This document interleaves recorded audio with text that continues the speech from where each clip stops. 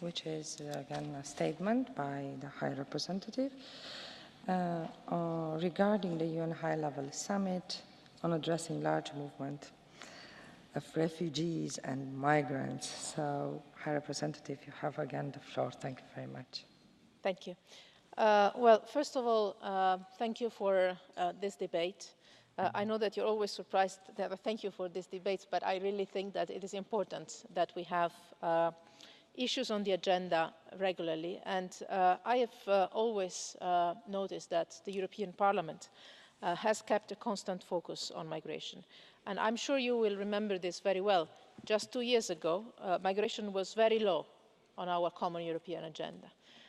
Both here in Europe and globally. And this year, it will be one of, or maybe the central issue of the UN General Assembly. So let me say, maybe it's stating the obvious today, but looking backwards, it was not obvious at that time. There is a new global awareness and an understanding that migration can only be dealt with as a global issue. It's not an issue for one country or another, it's a global issue that needs a global response. And this is happening, this new global awareness, also because there is a new European awareness. We came a bit late, but we got there. So for sure this is linked to the magnitude of the phenomenon that touched the European continent, but I would say that finally we woke up to the new normal of global migratory trends, and in the last months I believe we shaped an adequate external policy to manage this complex phenomenon on a global level. So our approach is feeding into the global approach in the last months in quite a significant way. Our work in the European Union, especially on our external side, is becoming, in these months, in these weeks, a point of reference for the global community. And again, if I look back and think that when I took office less than 2 years ago, migration was not even an issue or a topic for Foreign Affairs Council, we've gone quite a long way. Today, we have some elements of our policy that are points of reference for the global response to the need to manage together the migratory flows. Operation Sophia, that has been repeatedly endorsed by the United Nations Security Council resolutions. The same concept of migration compacts or migration partnerships that we have started last June are reflected and will be central to our discussions next week in New York in the General Assembly Ministerial Week. The Declaration for Refugees and Migrants that we will adopt in New York is consistent with many of the actions we are currently putting in place. Currently and finally, I would say, putting in place. The declaration sets out an immediate comprehensive refugee response framework, which should lead to a global compact for refugees. This parallel of global compacts with our compacts, our partnerships, I believe are the result of European thinking that was somehow contaminated and contaminated itself the global thinking in quite a relevant way. In parallel, it outlines the process towards a truly global management of migrations with a future compact for safe, regular and orderly migration. So the logic is to look beyond the current refugee crisis, as we have called it in the last year, realizing that this is not only something that is happening here and now in our region, but this is, as I said, the new normal of global trends. We have to look beyond this crisis approach. We even need to look beyond the other refugee crises happening in other parts of the world, with countries such as Ethiopia or Kenya hosting huge numbers of displaced people. Migration will stay with us. And this is, I know, something that some of you in this room and some of our citizens don't like to hear, but this is a simple reality of today's world. In a world of 7 billion people, with rising inequalities, with dramatically diverse demographic trends, migration is the new normal. And if properly managed, let me remind something that also some of you might not like to hear and some of our citizens might not like to hear, but if properly managed, it can bring about great opportunities for those who live, for those who stay and for those who welcome. And we need to face also with a certain realism our own European demographic trends and realise that we need and we will continue to need migration. So it's not something we need to stop, it's something we need to manage and manage properly in an orderly way, in a way that is respectful of human rights and can become mutually beneficial. So this is not simply about how we manage our frontiers. This is something that touches on many different other aspects, much more in depth. We need investments, first of all. And both on refugees and on the wider issue of migration, our union is finally investing new resources in innovative ways. And I'll come to that in a moment. But I want to be very clear. I started with things I'm proud of, the things that we are bringing to the global stage, our concept of partnerships, of compacts, of investment. In our response to the refugee crisis, on the migratory phenomenon, there is also a lot I'm really not proud of, and I will be also clear about that. I'm not proud of the hate campaign we have seen around Europe. I'm not proud of the walls. I'm not proud of discriminations based on race or religion. And we have to be clear also on that if we want to be credible on the global scene. I believe many were caught by surprise when the refugee crisis arrived to Europe to such an extent.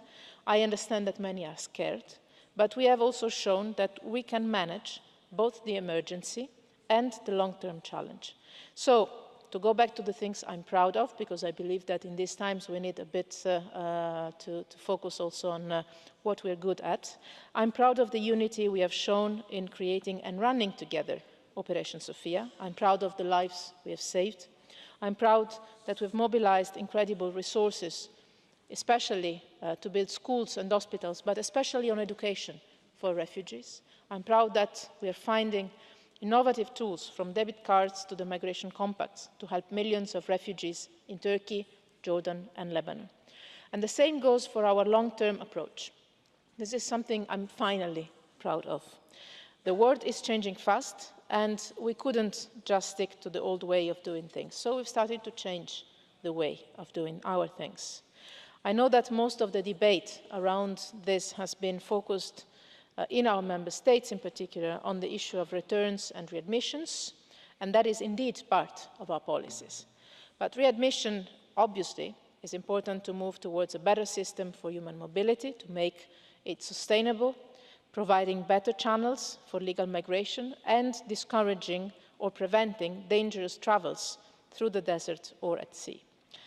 I remember we had a very heated exchange here in this hemicycle a couple of months ago about this. And I always recall that I witnessed myself firsthand the great work we do in countries like Ethiopia for the reintegration of women who were reduced into slavery after they fled their home country. So this is something we always have to keep in mind and something I am proud of. But as I said, readmissions are only one part of our approach, and I would say maybe not the fundamental one. Because if anyone believes that we can solve the issue of migration by sending everyone back, that person needs a reality check and would be proven to be wrong.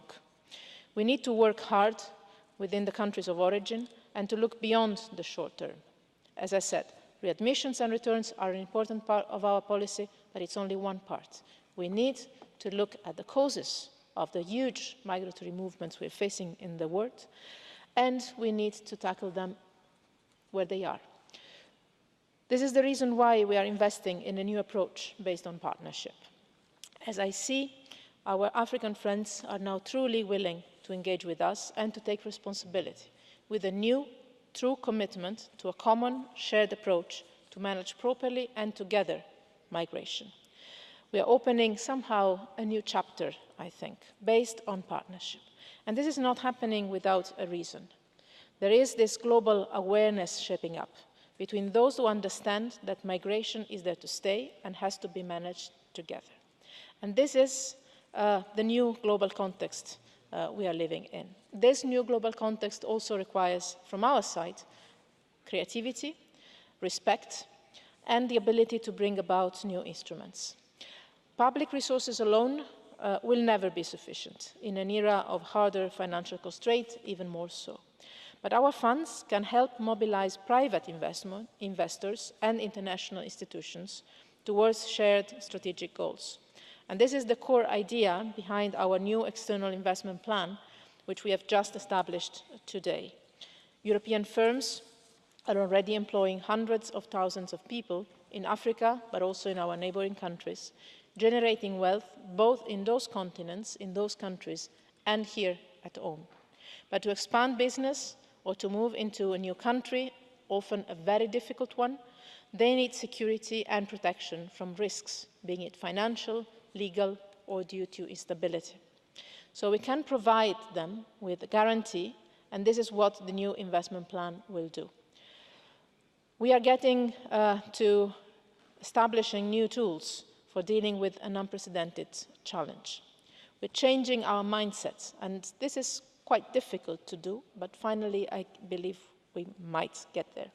We're building new partnerships beyond the traditional fault lines, beyond a donor-recipient mentality, beyond the traditional divide between public and private, and even beyond the north and south divide, because we are together in this.